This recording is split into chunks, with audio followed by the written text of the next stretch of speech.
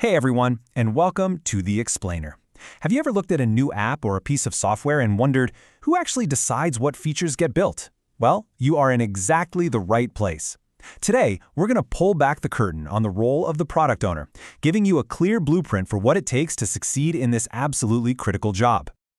Right, so how do amazing products even happen? It's not magic, and it's definitely not just one big aha moment. The real secret is having a specific person in a specific role who acts as the essential bridge between a huge, ambitious vision and the day-to-day nuts and bolts work of the team that has to actually build the thing. So here's our game plan. First, we'll dig into the PO's core mission, their big why. Then, we'll get our hands dirty with their number one tool, the product backlog. After that, we'll open up the strategic toolkit they use for making tough calls, explore the art of working with people, and finally, we'll look at what really separates a good product owner from a truly great one. Okay, let's dive right in. To really get a handle on the product owner role, you've got to start with their fundamental purpose. I mean, what's their ultimate goal? What are they really there to do? You can think of the product owner, or PO for short, as the team's value maximizer. That's it. Their entire job, really, just boils down to one thing: making sure that every single piece of work the development team does delivers the most possible value to both the customer and the business. They're the voice of that customer, sitting right there with the team every single day. So, how do they actually pull this off? Well, they literally own the team's to-do list. That's the backlog. And their job is to ruthlessly prioritize it. They're translators, turning big fuzzy ideas into crystal clear requirements. They keep all the stakeholders, sales, marketing, leadership, in the loop and aligned. And most importantly, they make sure every single task is directly tied to creating real, measurable business value. Okay, so let's see how this actually works in the real world. If the PO is the value maximizer, then the product backlog is their most important tool. You got to think of it as a living, breathing document that takes that grand product vision and breaks it down into concrete, actionable tasks for the team. And the basic building block of any backlog is the user story. Now, this simple format is incredibly powerful because it forces everyone, the PO, the designers, the developers, to think from the user's point of view. It's not just a boring list of features. It's a little narrative about a user's need, what they're trying to do, and the benefit they expect to get. It keeps everyone focused on the why. But here's the thing. Not all user stories are created equal. A great PO uses this acronym, INVEST, as a quality checklist. Is the story independent, for example, so a developer can just pick it up and run with it? That's huge for workflow. Is it small enough to get done in a couple of days? This prevents work from dragging on forever. It's a simple framework that ensures every story is clear, actionable, and totally ready for the team. So you might be wondering, where do these little user stories fit in the grand scheme of things? Well, a really big feature, something like implement a new payment system, would start its life as an epic. Think of it like a big container for a huge idea.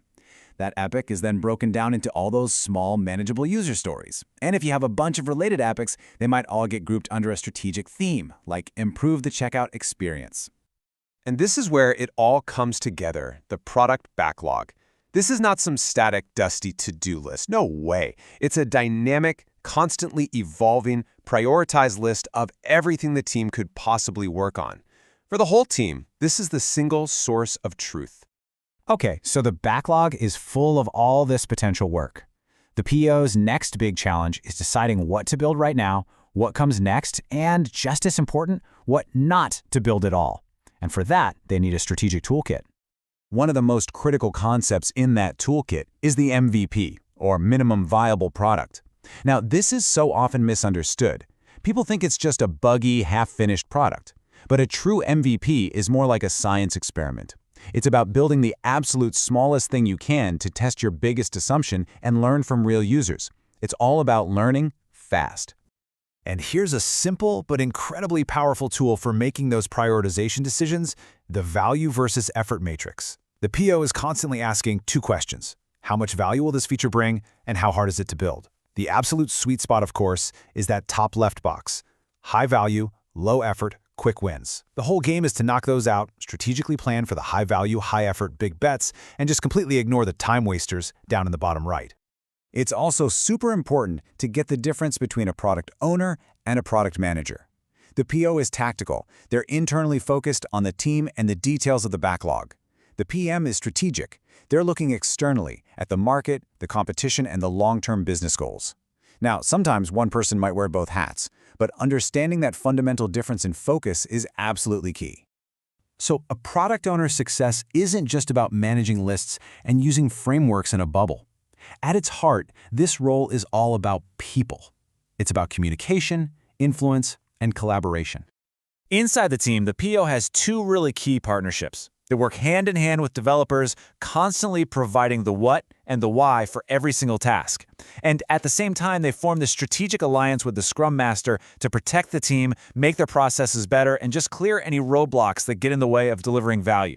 Now, outside the team, the PO has to manage stakeholders, and they often have conflicting demands. A great PO doesn't just say yes or no. Instead, they use the product vision as their North Star. They back up every decision with hard data, and they are radically transparent about why one thing is being prioritized over another. This is how you build trust and turn potential arguments into productive, strategic conversations.